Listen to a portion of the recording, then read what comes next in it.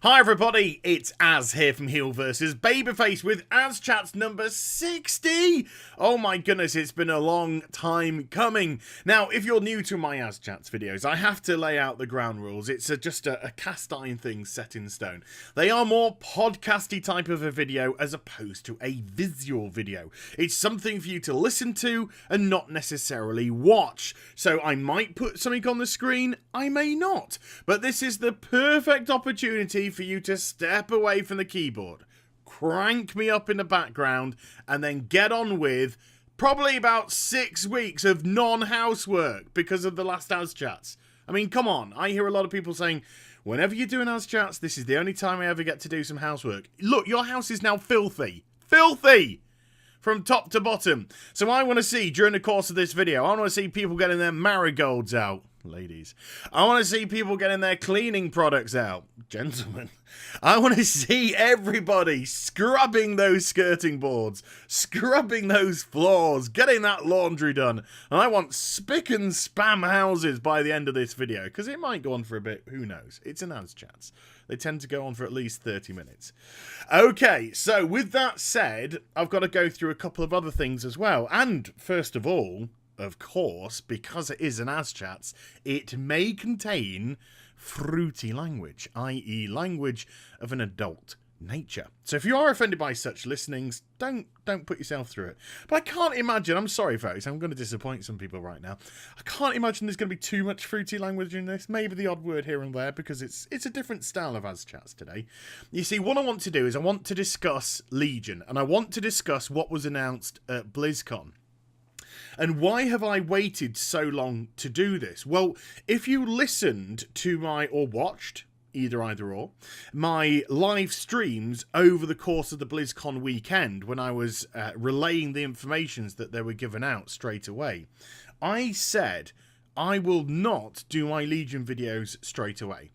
I will give it a week or so, and then I will just take myself away from the situation. I didn't want to make a video about the stuff when I was all excited, hyped up. You know, when Blizzard are giving out new informations and new contents, and because of the state of the game at the moment, it's very easy to get wrapped up in it all. It's very easy to get overexcited about things and blow stuff out of proportion.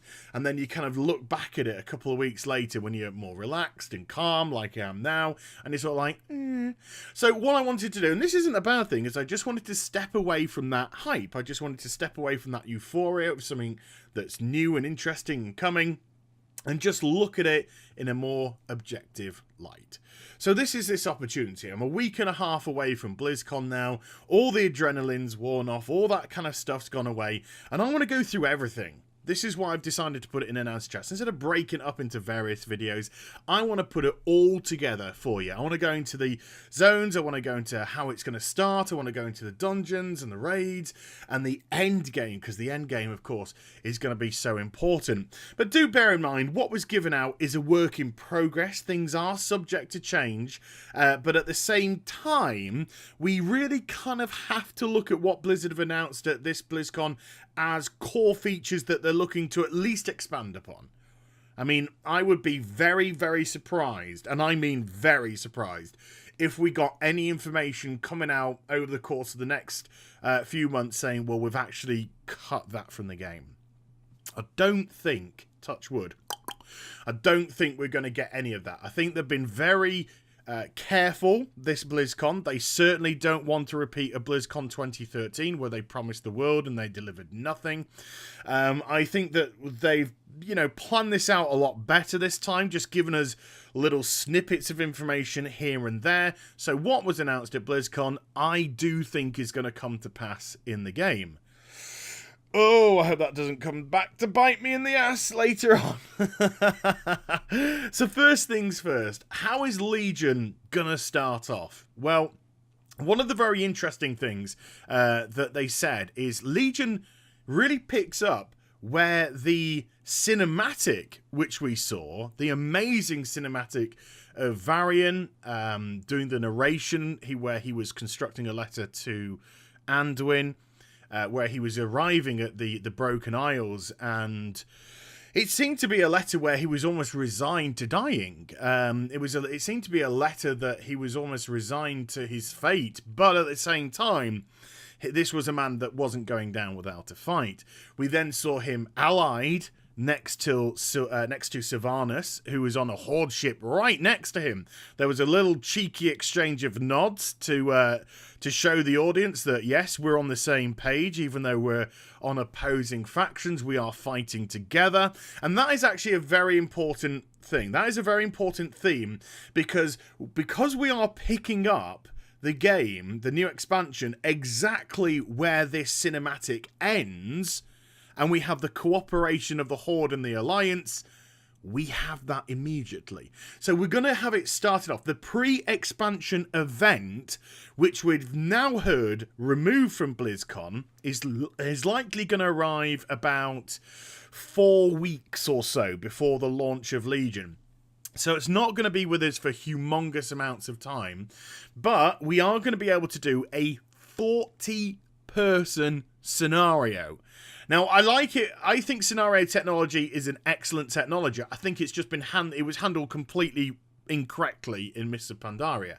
And then they started to understand it a little bit better, and we started to get some very good storyline single-player scenarios, which made a lot more sense and made much better use of the scenario technology. Now they're taking it a step further, and they're saying, right, we're now using the scenario technology, but now for 40 people. And the best thing is, it's going to be an even split down the middle Horde Alliance. 20 Horde, 20 Alliance, fighting together on the broken shore. They are fighting side by side against the Legion. You are going to be locking swords with these what seem to be amazing new models, because they got some fantastic new models of demons coming.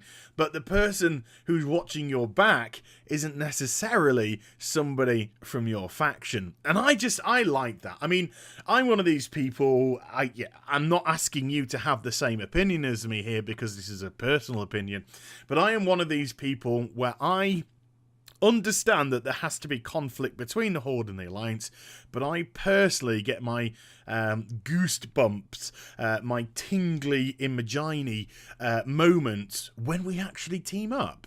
When we do see, your Varians and your Sylvanuses looking across at each other from different ships and giving each other knowing nods to say, we're doing this together. I love those moments. I really, really enjoyed those moments. The Wrathgate. Oh, God in heaven. I thought the Wrathgate event in Wrath the Lich King, without wanting to over-wrath this sentence, but I think it's way too late for that now.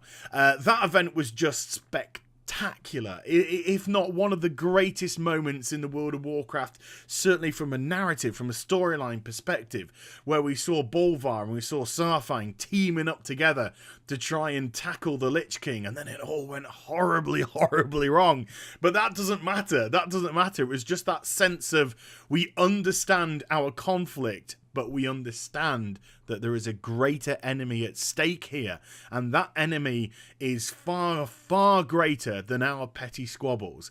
And I think that kind of pragmatism is amazing to narrative. I think it's a phenomenal storytelling device, because it actually shows how futile the actual conflict between the Horde and Alliance genuinely is, that it can be put aside so easily to tackle something which is more apocalyptic, something which can overwhelm everybody. It literally goes boom like that. And I think that's great, though. I'm not trying to trivialize the Horde versus Alliance battle, but at the same time, you still have to understand that this is a lot about ego, and this is a lot about old kind of events which just won't be let go, old storylines which just people can't seem to get rid, almost inherent hatred of each other, when you're not really understanding why we are genuinely fighting and why we shouldn't really be going alongside each other and giving each other our own space. So yeah, I kind of talked a little bit about that scenario, way more than I should, but I think there's just so much kind of great connotation that surrounds it, fighting alongside your opposing faction, Horde with Alliance and Alliance with Horde. And although I don't think you're going to be able to communicate with the opposing faction. And of course, there is going to be that human hatred that people have, you know, ugh, fuck Horde, ugh, screw you Alliance, you know, where you're sat here at your keyboard and mouse doing that. That's brilliant. That's absolutely perfect, because you still have to understand that, oh, I'm not going to help them and I'm going to let them die. Letting them die might actually cause the scenario to fail. It might actually cause you all to wipe, and you don't want to wipe, you don't want to do it again, so you've got to kind of begrudgingly help out your opposing faction. Ah, brilliant, brilliant. Can I just clap my hands together? Really excited. So even removed, even, you know, a week and a half, 10 days removed from BlizzCon, it just kind of gives me tingles that this pre-expansion event, and of course that's not even considering what's going to be happening around Azeroth, where these portals are going to be opening and Legion are going to be pouring out. But this very specific 40-person scenario is going to bring with it something which is lacked from the game for a number of years, which could be some amazing little narrative there. So let's go on to Demon Hunters. Let's have a chit chat about Demon Hunters. Now I'm very excited for Demon Hunters, and I think Blizzard have played Demon Hunters very cleverly here. I think one of the best things when they were pushing Wrath of the Lich King is that we always knew the hero class Death Knight was coming in. And it was an integral part of the process, and it was an integral part of the push to make people excited about Wrath of the Lich King. And I was giddy, not just to go to Northrend, not just to lock horns with Arthas, because, you know, there was that lingering storyline which wasn't resolved, and even in vanilla there were plenty of quest lines that you were doing, especially like me, if you were a Forsaken at the time, where you were constantly hearing about the Lich King. You're constantly hearing about this guy. So it kind of forced me, well, I say forced me, I did it without any duress. It just made me want to go online and find out, who exactly is this guy? What exactly is the Lich King? Who is he? What role does he have in Warcraft lore? And I think that, again, is a very powerful tool that storytelling can provide. So I started to learn about Arthas Menethil. I started to learn about his betrayal and his fall from grace. This promising young paladin prince who was desperate to do anything to protect Lordaeron, ended up actually destroying Lordaeron. You know, it's a classic Shakespearean tale, but it was one that was done so well. And so, yeah, the Death Knight, which had always been another class in the game that we'd come across, Naxxramas, vanilla, and all this kind of stuff, suddenly we were going to get to actually play them. So there was a level of hype which kind of surrounded that class. And then you take it to Mists of Pandaria, and there was such a kind of nah about monks. There was no real kind of like build up for them. No big element there that was just like pushing, yeah, new class, monks. And they weren't even a hero class. It was just like, no, they're not a hero class, they're just a regular class. And there was sort of this very kind of, well, but it went across the whole theme of Mists of Pandaria, to be totally honest with you. But there was just this lackadaisical kind of attitude with it. Hey, in Mists, we're slowing everything down. Yeah, there's a new class. Whatevs, not hero class. You know, so there's like, didn't really generate that interest. So whereas like loads of people jumped on board for the DKs, because, you know, DKs were like, rah, rah, rah, yeah, I'm raising dead, I'm raising armies, I'm raising you, I'm fucking raising myself. You know, it's something like, would you like to play a monk? They kind of, you know, do a little bit stuff. Nah. You know, there's nothing there whatsoever. So the way that they're handling Demon Hunters is kind of very much of the ilk of the Death Knights. They're really kind of hyping the class. They're really kind of getting that interest going. Because one of the drawbacks to not doing that with the monk is that so few people decided to pick it up. It wasn't particularly bigged up. It was actually played down quite a lot. They came out really weak. And they just kind of did everything possible, really, to put people off the class before it even had its chance to shine. Whereas DKs came out strong. They came out overpowered. And I don't think that's too bad a thing, to be honest with you.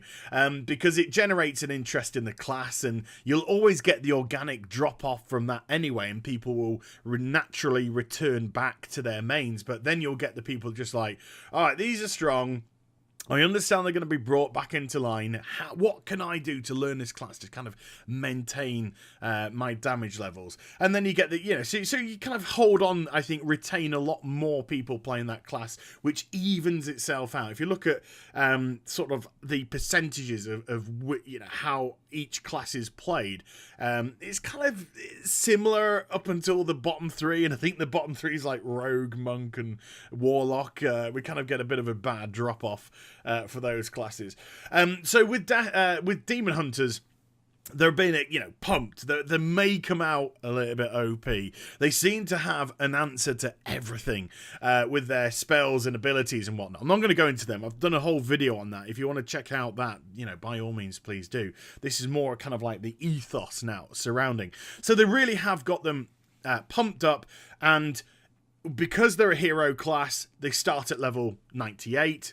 They start at a higher level, and also they get their own starting area. Again, something, you had your starting area with monks, but it's all kind of very twee and very serene. Oh, I'm on a giant fucking turtle. Isn't that great?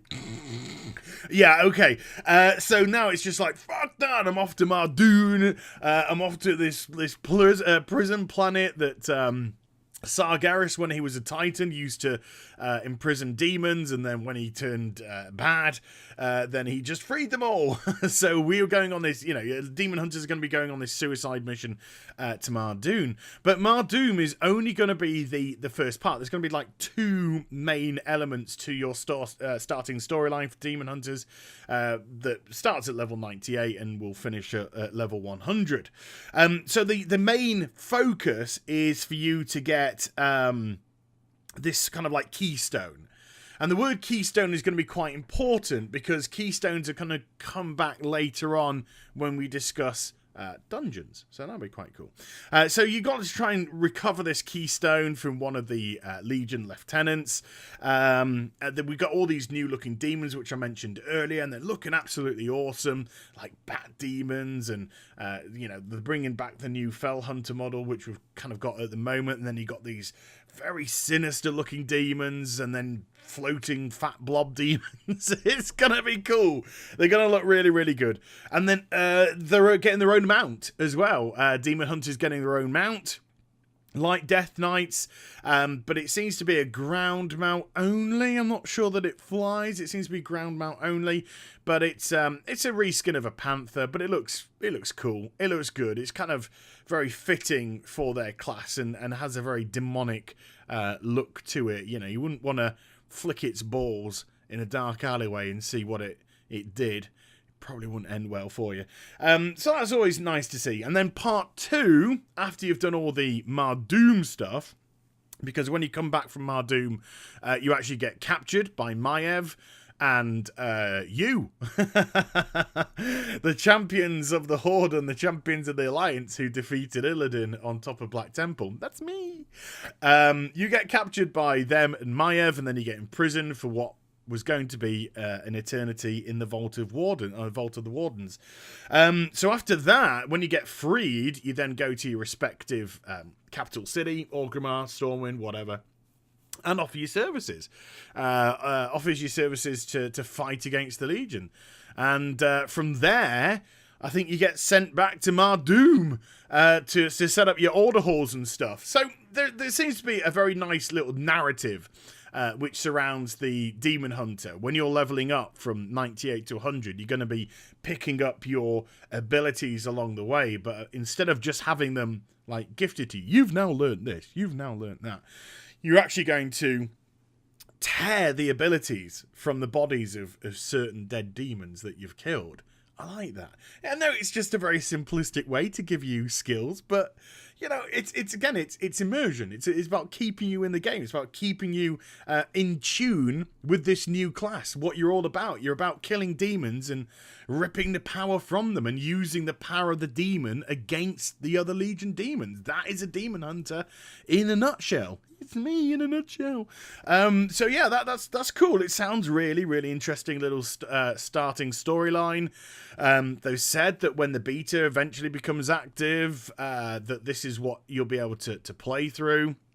So I'm looking forward to, hopefully, fingers crossed, giving that a wee bit of a crack. Now, from there, we had a very large discussion about trees and woods and the zones. Now, I made a little joke, you know, because it was an 1.5 hour long presentation when they were talking about Legion, and they spent an hour of it talking about trees and half an hour of it talking about the abilities. So I made a little bit of a joke about that, but the reality of the matter is, you can't play down the importance of the work of the art team. You really can't, because you just have to look at the fuck up, which is Warlords of Draenor. You know, this is an absolute fuck up of an expansion. They haven't listened to their audience. They've been very stubborn. They've thought they're doing what's best, and they haven't. Clearly haven't. They've made an absolute pig's ear of this damn thing. And what we got was just a mess, a colossal mess. It didn't stop it from looking gorgeous. The zones were absolutely spectacular. It didn't matter which one you were in, whether it be Tanaan Jungle, Nagran, Frostfire Ridge, Shadowmoon Valley. They all looked absolutely phenomenal. And that is thanks to the art department. That's thanks to the environmental team. I know I give Chris G. Robinson a huge amount of praise for the work that he's done with character models. But I think it's Gary Plattner, I think, who's the head of the environmental team. He deserves just as much, because everything, every little shrub, every tree, every mushroom, every stream, every waterfall, every building, every construction, every castle, and you could go on and on, they just are immense. They absolutely are just amazing. They give World of Warcraft such a unique and distinct style that whenever you see, and I've said this many, many times, and I'm sorry for repeating myself, but whenever you see a screenshot from the World of Warcraft, you will immediately go, oh, that's from WoW. That is the power of the identification. That is the power of the uniqueness of the art style for this game. That you can see a screenshot and go, oh, that's WoW. And you can look at another screenshot for another game and go, is that Aeon? Or is that Final Fantasy? Or is that... You know, and they have a very kind of like similar aesthetic to them that you get yourself into, you know, I'm not sure if it's this, I'm not sure if it... Is it Dragon's Prophet? You know, you just wouldn't know. But screenshot of WoW, boom. Immediately, and that's thanks to an amazing environmental team. So when they were going through the zones, and they appear to be, although there's 7 zones in total, they appear to actually only be 4 major zones. So I'll kind of go into that. I think, you know, the whole battle starts at the Broken Shore, but I don't think we have a humongous amount of time there. I don't think there's like vast amounts of energy put into the Broken Shore. I think we have the scenario, and then maybe from the scenario, from what I can gather, we're then being pushed out into the rest of the world. So the 4 main zones, which are going to be utilised for levelling up, seem to be Val Shara, or Shajara, Stormheim, Azura, and High Mountain. Now, they seem to be the major leveling up zones. And then Suramar, which is the 5th major zone, is going to be top level only. But they just look, it doesn't matter which one it is, they look absolutely phenomenal. One thing that did scare me a little bit was there is another zone which is an area slightly off. It's not on the mainland, it's an island, kind of like Farallon, and it's called Thaldranath. And Gary did say that this, like Tanaan, and he referred it to Tanaan, is not ready yet and will come later. Now, I don't know whether or not he was just kind of saying the zone will come later, so it will come in a later patch, or whether or not it's just simply not done and simply not in a position for us to have a look at yet. But I think I kind of got the hint that this is something which isn't going to be available for launch, and this is something that's going to come at a later date. Now, that's not necessarily a bad thing. You know, when we go through the endgame content a little bit later on in the video, that's not necessarily a bad thing. But it's really got to come to pass this time in another patch. 7.1, 7.2, we're off to Thaldranath. It's really got to happen. We can't have another Farallon fuck up. Because the Farallon debacle was ridiculous. Absolutely ridiculous. Saying that we couldn't figure out a way to put Farallon into the game when you're constructing a fantasy MMORPG is ludicrous. You could literally tell, and I think I've said this over stream, I might have said it in the video again, apologies if I'm repeating myself, you could literally put a fucking purple plant on Farallon and say, in patch 6.3, there's a purple plant in Farallon that we need you to pick. And then we're going to build content around that. And we would all turn around and go, yeah, well, okay, yeah, we'll buy that. Well, fine, that's our motivation, fine, fuck it. Yeah, we're off. We don't need grandiose kind of reasons to go over to places. It was just that Warlords was a fuck up from start to finish. So yeah, we've got these 7 zones, but 4 of them seem to be predominantly for leveling, and then the 5th one, Suramar, is endgame. Now, I'm quite happy with a whole zone based around endgame content from the start, from 7.0, absolutely. But not only do these look amazing, and they went into like the art styles and the distinctive looks of them, and they again, each zone seems to have lots of different areas which differ from each other. Not only that, but the music. Oh, again, it's something which just goes under the radar in the World of Warcraft, and it's just so powerful and so strong. The music, it was stunning once again. I remember when I first saw my first footage of Frostfire Ridge in Warlords of Draenor, and that music from Frostfire Ridge was just divine. And there was some music from some of the zones here, which just a few bars that we heard in the very short space that they showed what was what the zone was currently looking like was just magnificent, absolutely magnificent. And then, before we move on, very quickly, to really kind of like cap it off, one of the beauties is as well that the view distance has been increased by 3 times for this expansion. So you can see much, much, much further than you could before. So people who've got nice, sexy PCs like myself, oh, hell yeah! I love my view distance. I love my draw distance. I love seeing well out into the, into the nether. One of the best things about playing Fallout 4 at the moment is I am just looking. I could be at the top of one of the motorways, which is one side of the map. I can see the freaking airship on the other side of the map. Such is the draw distance in Fallout 4 that you can see so much. To have that translate into the World of Warcraft and see much, much further than we've ever been able to see before. Again, it's an immersion thing. I think it's a very powerful thing. It's not going to affect people that don't have powerful PCs because, you can still have the draw distance and whatever you need it to be. But people like us, people that do, people like us, I felt so snobby then. People like us. No, but people like me that do have a top-end PC, that do have a higher-end PC, and do want to make games look as pretty as they possibly can while we're playing them. Perfect. Absolutely freaking perfect for us. So that was awesome.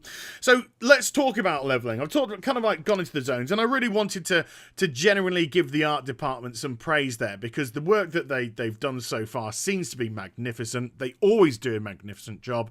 I think they get brushed under the rug when it comes to praise, because we're more focused on what we can physically do in the game, that they kind of get a rough ride, a bit of a back seat for just exemplary work. And it looks like Legion is going to look, and the Broken Isles is going to look unreal, from the Night Elf architecture all the way through to the Vrykul and the Odin stuff, the Stormhind stuff, and the Azuna. It just all looks spectacular bum. You're not going to be disappointed there, folks.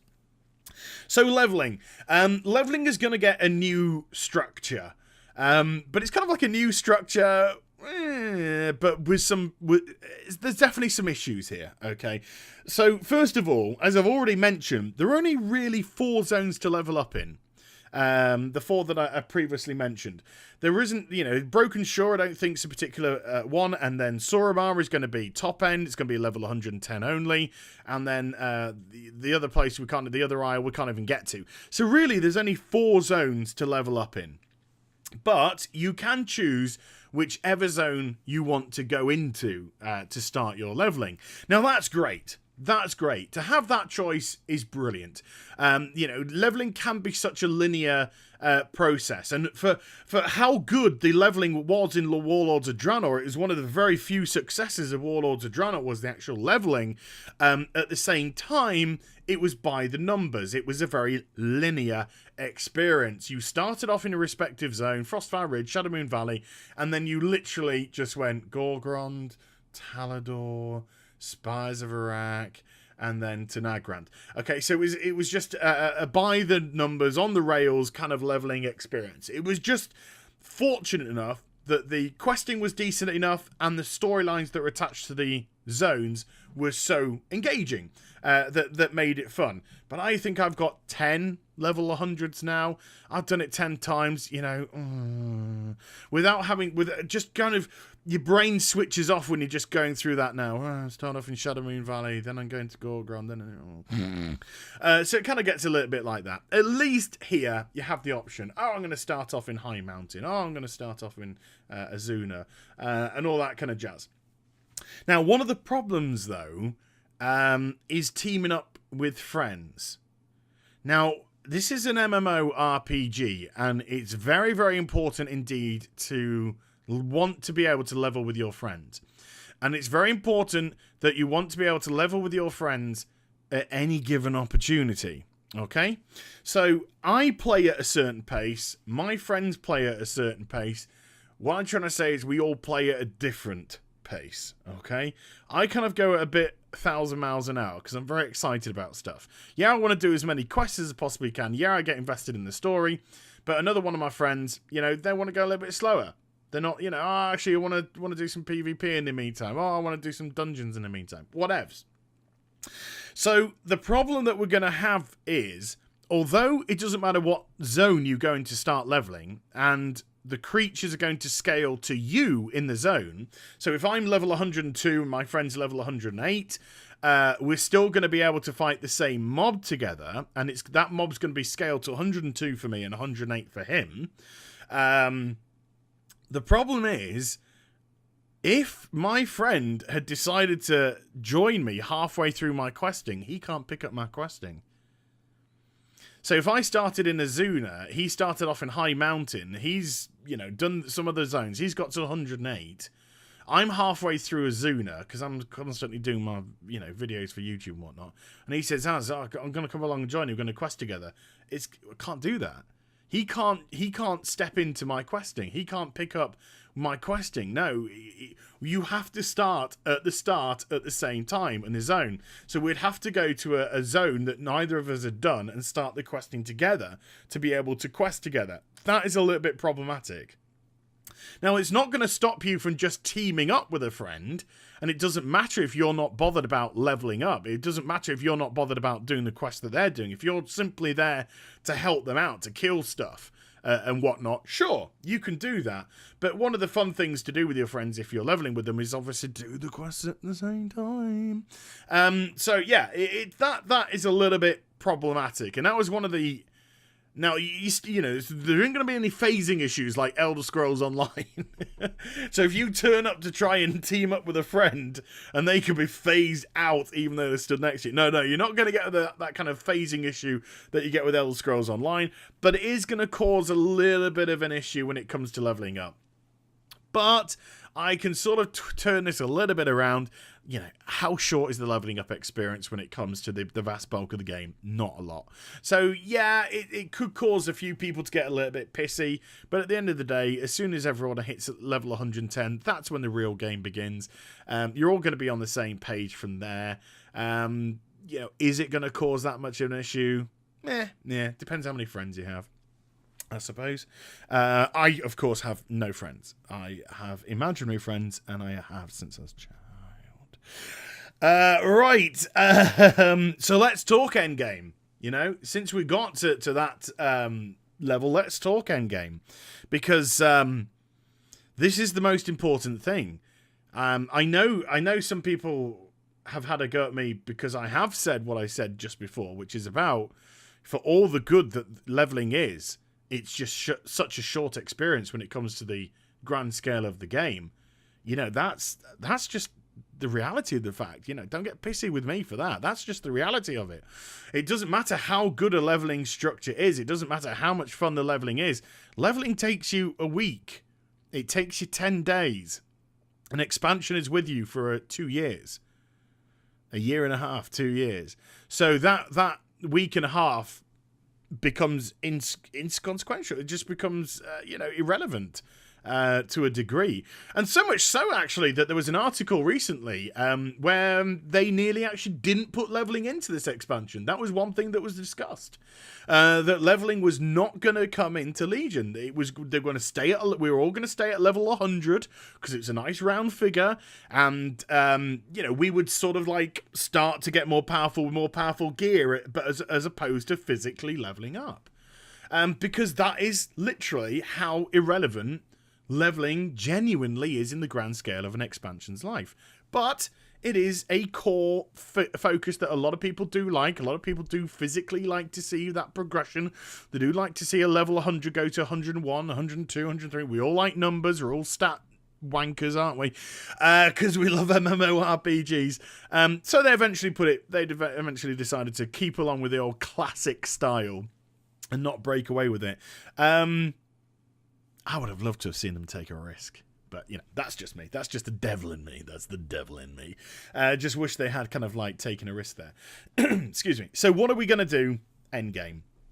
Well, this is where Warlords of Draenor fell apart, is the endgame. The leveling was great.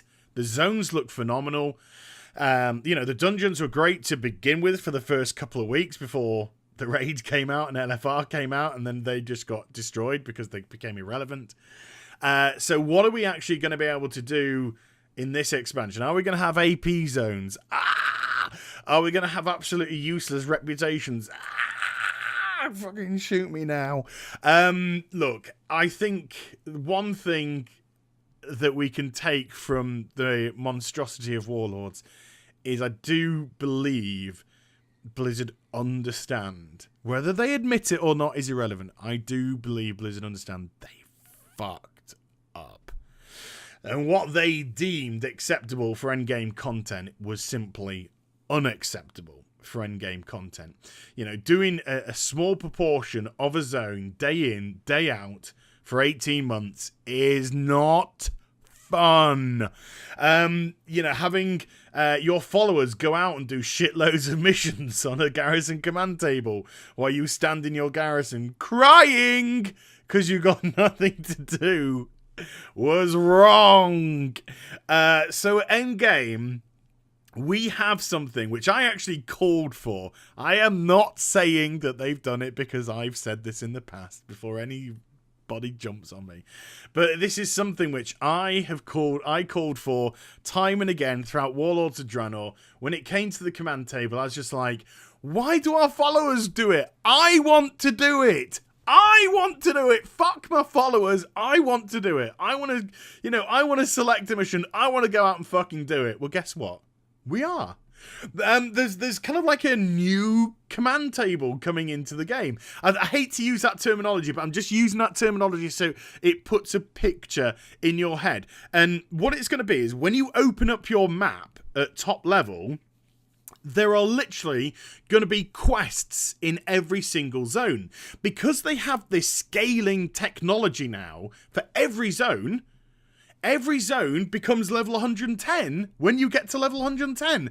That is brilliant. That is absolutely fantastic. So every creature that you're going to fight from there on in is level 110 or above, depending on whether or not you're in Suramar or maybe some specific areas of the map or what it may be. But because the world scales up to you, the world, I'm sorry to use a cliche, sorry, not sorry at all, the world is literally your oyster when it comes to endgame Broken Isles. So you can now get sent into any single solitary zone, everything scaled up to your level, and on your map you will be able to select quests for you to do. So it's kind of like a garrison command table. You select the mission that you want to do, and you select it based off different criteria. You can select it based on your play style. So if you just like hacking things to pieces, you just like combat, then you can just select the combat missions and go and do those combat missions. Or if you like something a little bit different, let's say you're a rogue and you want to do something a little bit sneaky, you could select a mission which actually gets you into the world to pickpocket stuff. We need you to pickpocket these items from these mobs. Something completely different. Oh my god, holy shit, diversity. And the beauty is, these missions are going to be constantly revolving. They're not going to be set in stone. So a regular mission, it might be available for only an hour, maybe 2 hours.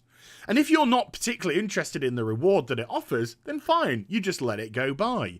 Whereas a larger mission, let's say an epic mission, and you will see which missions are going to be epic because they will have like the golden dragon symbol around the mission and stuff like that. So you will understand which ones are offering sexy big ass rewards. They could stay for 7 days. So it gives you plenty of opportunity to do so. So you pick the zone that you want to go into, you pick the mission and the play style of that mission that you want to do, and then you go out and you do it. Now, this has got great connotations. Number one, it's diversity. It's a word which we haven't heard for fucking ages when it comes to World of Warcraft. It's big ass diversity. You can choose the play style that you want to do. Number two, it gets you into the world. This is the problem that the World of Warcraft has had for so long. In actual fact, I never had an issue with being out in the world when it came in Wrath of the Lich King. My issue with being out in the world hit in Cataclysm. That's when I found myself anchored to Stormwind, and then it didn't get any better in Mists. You kind of, you kind of found yourself a lot just chilling out in the shrines, not really going out there until things like Isle of Thunder came along, when that became a decent questing hub area. And then, of course, the debacle of Warlords of Draenor, where we spent 8-9 months in our garrison doing nothing. So yeah, getting you out into the big wide world is a massive problem that Blizzard have had. So to offer all these choices of questings at top level, to have everything relevant strength wise to your own power, for you to be able to select the missions based on the reward that the mission gives you, the playstyle that the mission has, the difficulty level of that mission, it's brilliant. It's brilliant. It's something that we've kind of like wanted for so long, and it's happening. So I couldn't be any more excited for this. I really couldn't. I think if they do keep with diversity, if they do keep things churning along, you got your profession missions on there. You got PvP missions on there as well, because one of the things could be to attack a horde base. You have to go, this mission is for you to go and attack a horde base. Well, those horde mobs are, they're part of the horde faction. So you attack them, you're going to get flag PvP. So that gives you the option to start doing some PvP missions. If you've got a member of the opposing faction that's currently in that area and they're just like, hey, stop fucking hitting my mobs, they're going to come along and they might have a stab at trying to defend you, attack you, sorry. On the reverse flip side, not only are you doing that mission, but you might see some flag players. Right, fuck this, they're getting it as well. Everyone's getting a fucking Ashbringer up their ass.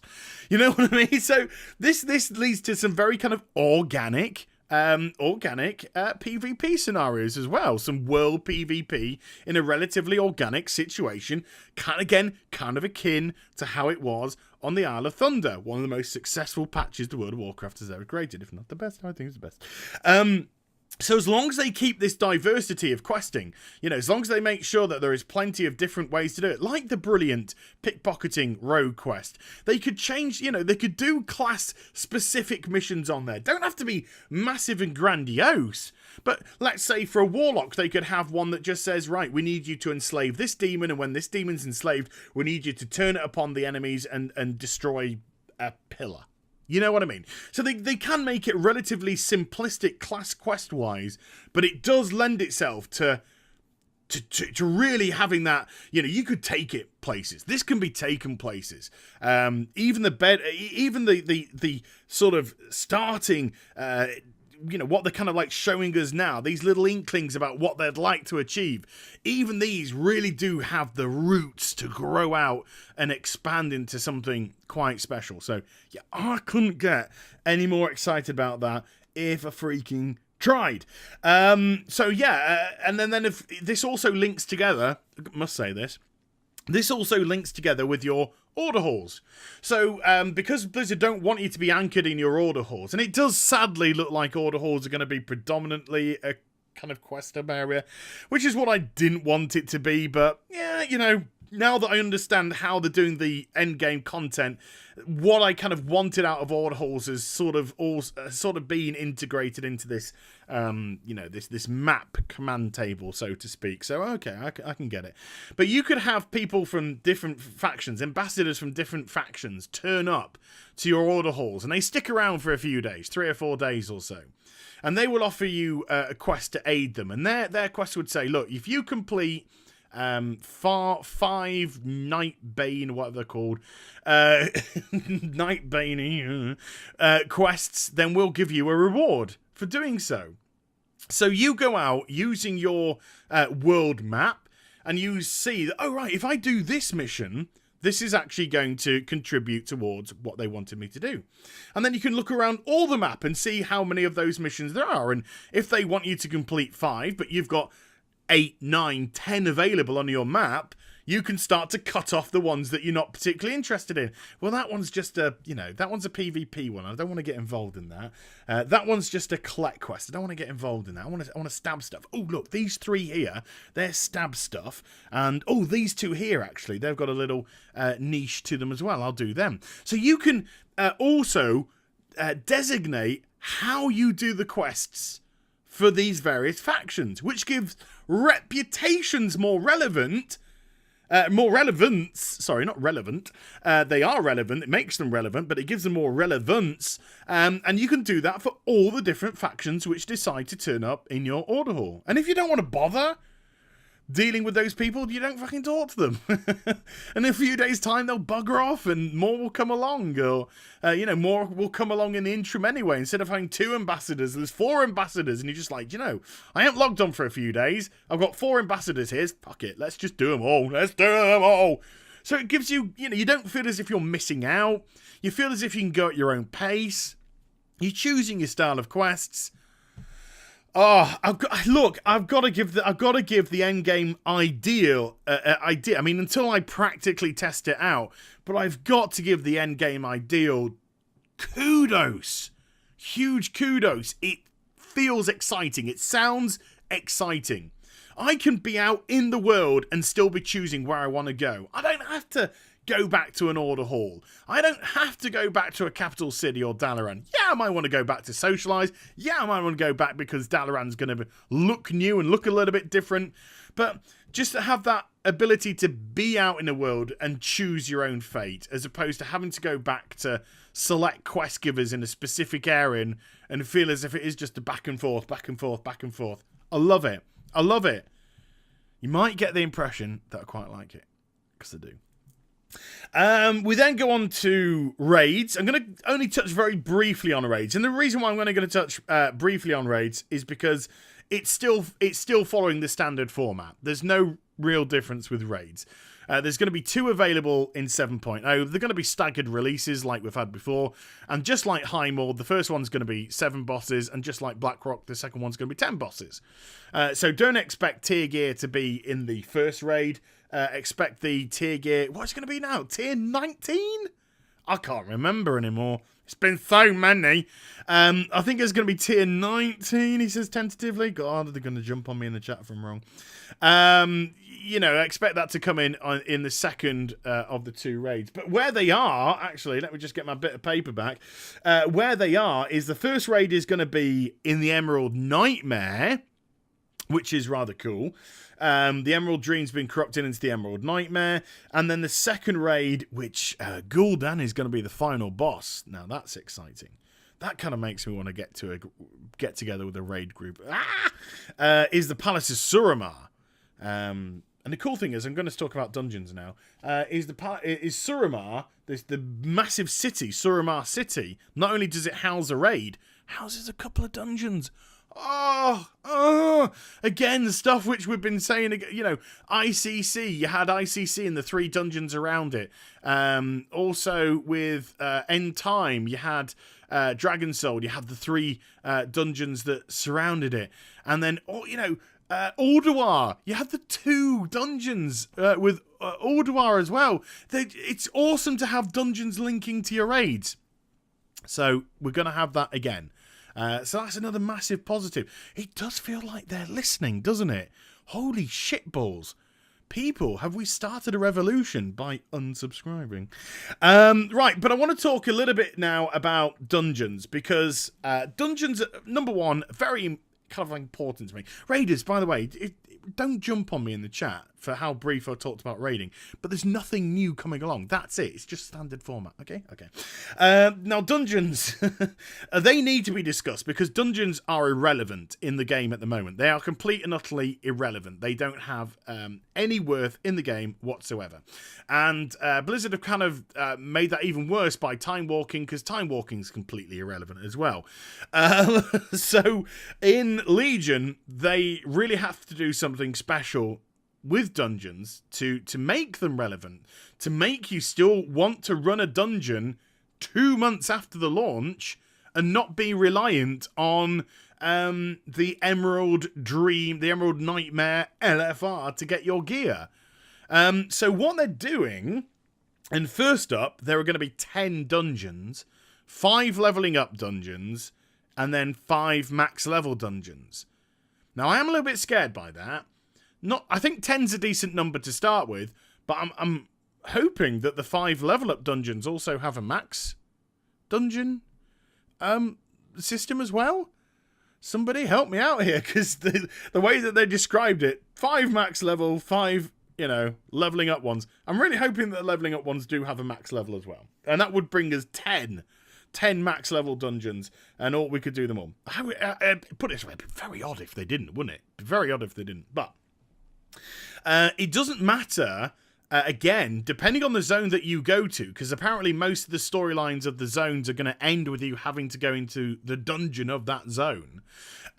It's irrelevant whether you're level 102 or 108. The dungeon will scale to you. So this allows for a lot more people to be involved in the dungeoning queues as well to start off with. Brilliant. That's what you need. We need more tanks and healers available for the hundreds of thousands of millions of DPS. So that's good. So it doesn't matter whether I started off in High Mountain and my friend ended in High Mountain. If we did the dungeon together, it would scale respectively to us, which is fantastic. So I like that. And then this is the big thing, because, leveling up only plays a very small role. It's all about the end game. So how are they going to make end game dungeons relevant?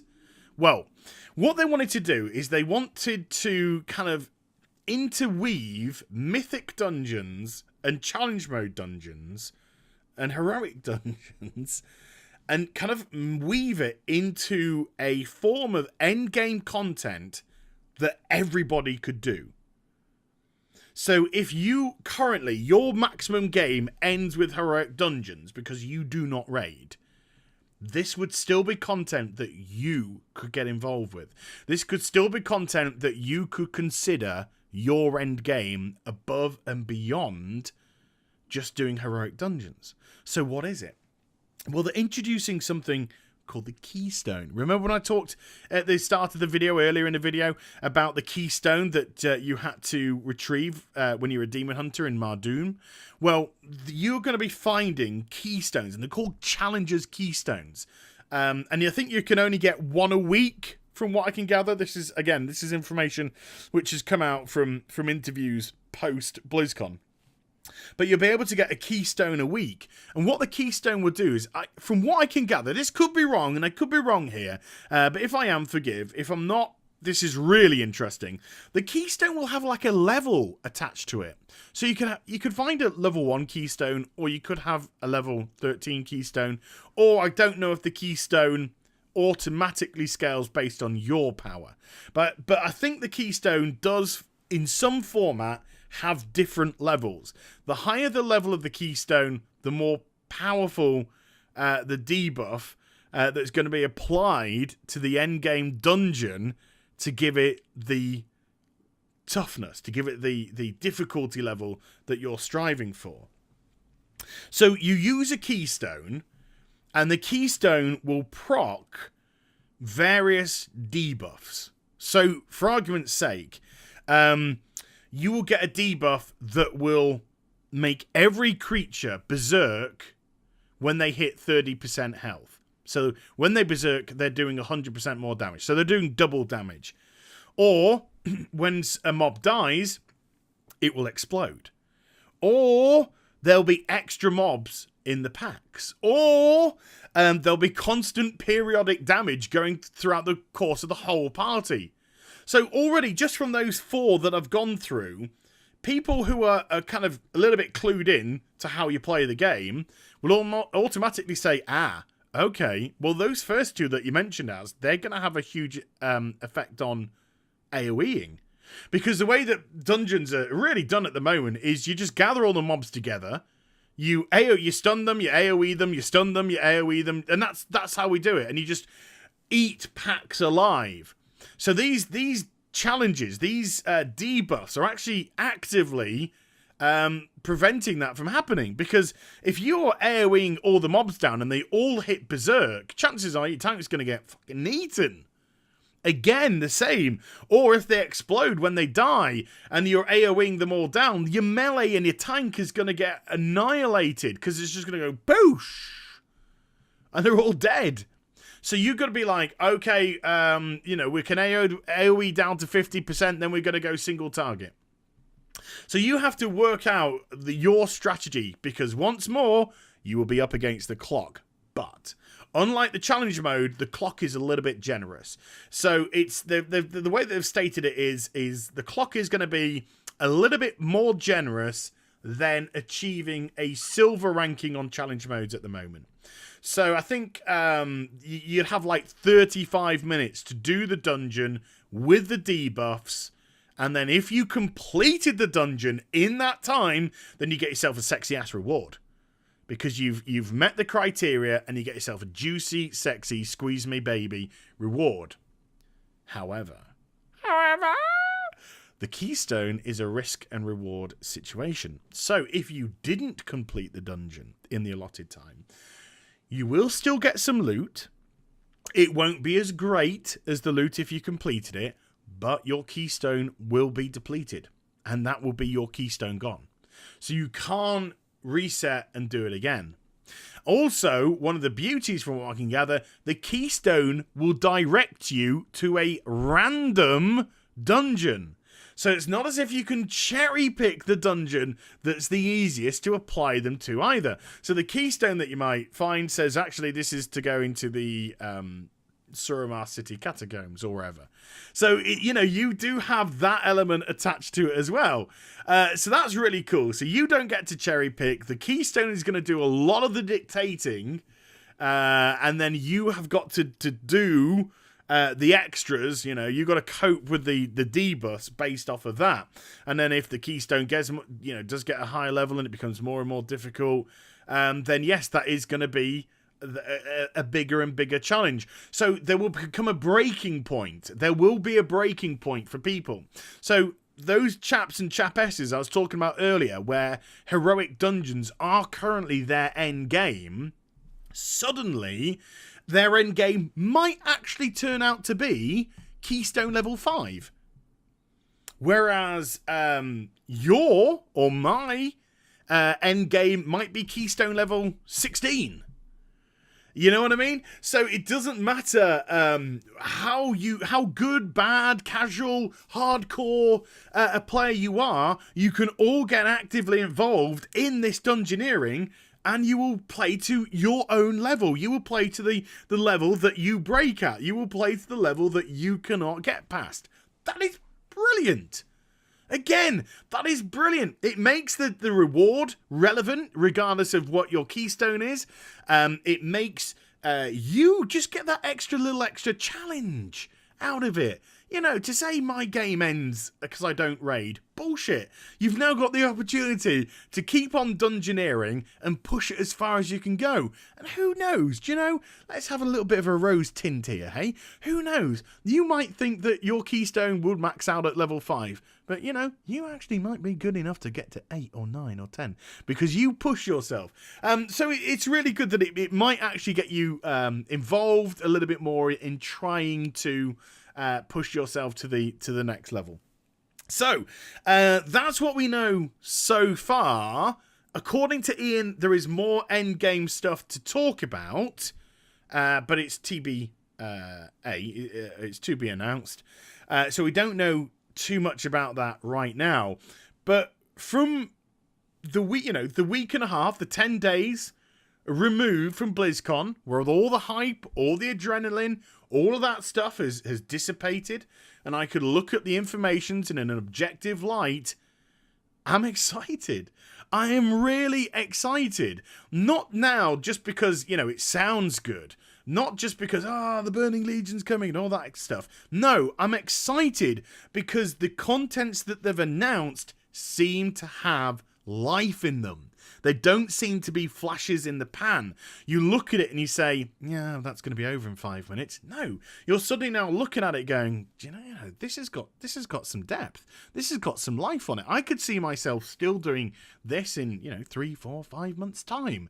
And that's what we want, because when you're looking at 3, 4, 5 months' time, you're hearing rumblings of, right, well, patch 7.1's coming out soon and we're going to go to this part, or it's going to bring with it these dungeons, or it's going to bring with it that. So it looks like the content seems to be relevant enough to carry on us over through the patches and maybe beyond, because we're pushing ourselves, A, through raiding, B, through this new challenge dungeon system, C, because we're doing the artifact stuff for different specs now, so we're doing and leveling our other artifact weapons. D, because it's a good number. D, because we're going onto that world map, and we're still doing the questing because we like to have that choice. We like to have that pace that we can go at. And that's just off the top of my bonds. Never mind that we know that although we can't fly in 7.0, we can work on the achievement. The achievement is going to be in the game, so we know what we can work towards in 7.0 for whenever it does come back in and things like that. There seems to be a lot to be getting on with, and there seems to be plenty in 7.0 to carry us through to 7.1 and beyond. And that is the most exciting prospect. That, to me, is the most exciting prospect. So it's great. It's absolutely great. I've wanted to, I've always maintained my love of the World of Warcraft. I love the game. I just hated what it's turned into. This gives me hope. It really gives me that hope. It really gives me that chill that, I'm not expecting them to hit every nail on the head here. I'm expecting some stuff may not work brilliantly, may not quite work as intended. There might be a few little missteps along the way. But as I've always said again, mistakes are so forgivable when you can see the heart is in the right place and you can see what they are attempting and trying to achieve. And I see a lot of heart in this content. I see a lot of thought. I see a lot of love. I see a lot of grueling sessions around the table, people hammering this out. I see a lot here, and I couldn't be more excited if I really tried. So bring it on, please.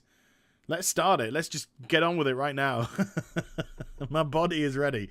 No, but seriously, I the sooner I can get my hands on this to start testing it out, the better. And on top of all this, of course, there's a whole new class to play with Demon Hunter. It's exciting times. It's exciting times. So be optimistic, folks. Be cautious, but cautiously optimistic is what I would say, because I think there is some great stuff in development here. So there we go. AZCHATS number 60 comes to an end, and as I try and say to my girlfriends before they turn around, I go, no, it's a long one. It's a long one. No, it ain't as. But there we go. I hope you enjoyed the vid. If you did, do give it a thumbs up and also subscribe. Follow me on social media and Twitch for live streaming. Links are in the description down below, and I'll be back with some more stuff very soon. You take care, everybody. Bye-bye.